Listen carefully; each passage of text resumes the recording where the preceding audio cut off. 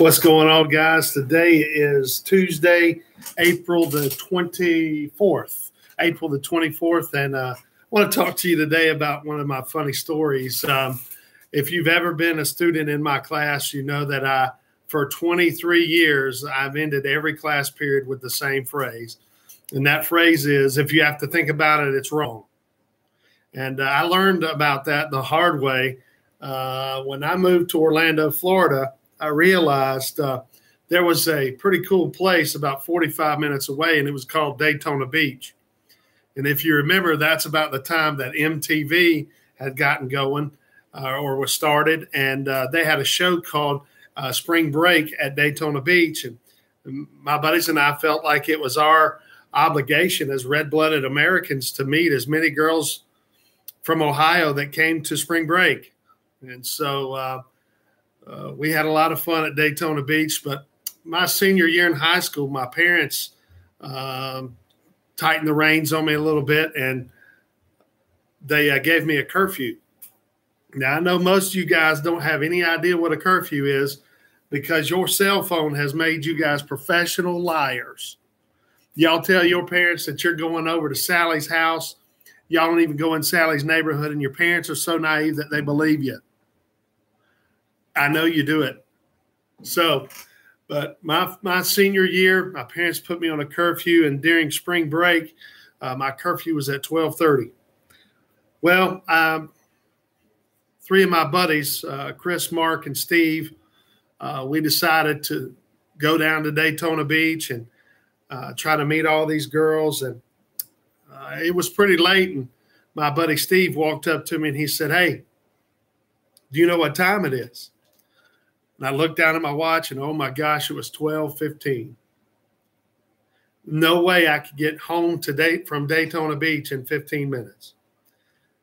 So I came up with this idea. I drove to a gas station, and at the gas station, I used a payphone. Some of you guys don't even know what a payphone is, but I put my quarter in the payphone, and I called home. And see, at my house, before cell phones, we had a couple of phones in the house. One was in my mom's room, one was in the kitchen, and one was in my room.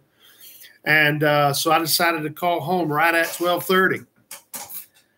And so from Daytona Beach at 12:30, I called home, and my mom answers the phone. And immediately when my mom answers, she says, "Hello?" And I said, "I got it, Mom. It's for me."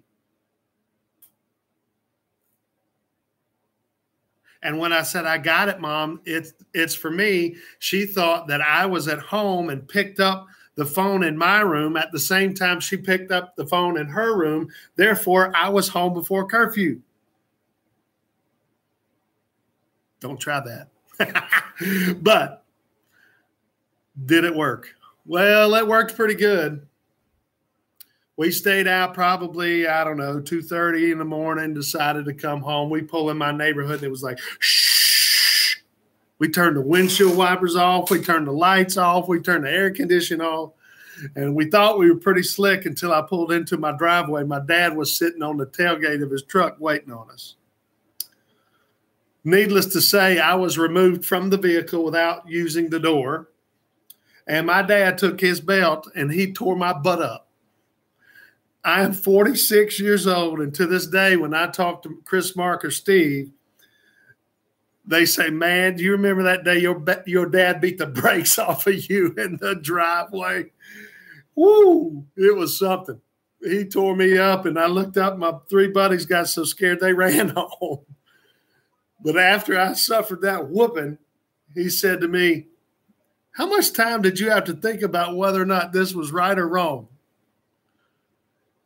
And what that meant was, with every decision you make, it's almost like a little man pops up on your shoulder, and you think to yourself, do I have time to do this? Is this the right thing to do? What's going to happen if I get caught? And one of the best lessons in life that I've learned is if you have to think about it, 99.9% of the time, it's not a good decision, and you need to do something else.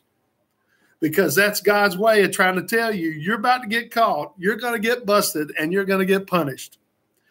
And so at the end of every class for 23 years, I would tell my kids this story, and I would always tell them, if you have to think about it, it's wrong. And if it was on a Friday, if you have to think about it, it's wrong, even on the weekends. Just trying to get you to understand, get them to understand that for every choice, there's a consequence. And when you make bad choices, bad consequences are coming. May not be immediate, but they're coming. So have a great Tuesday. If you have to think about it, it's wrong. Love you guys.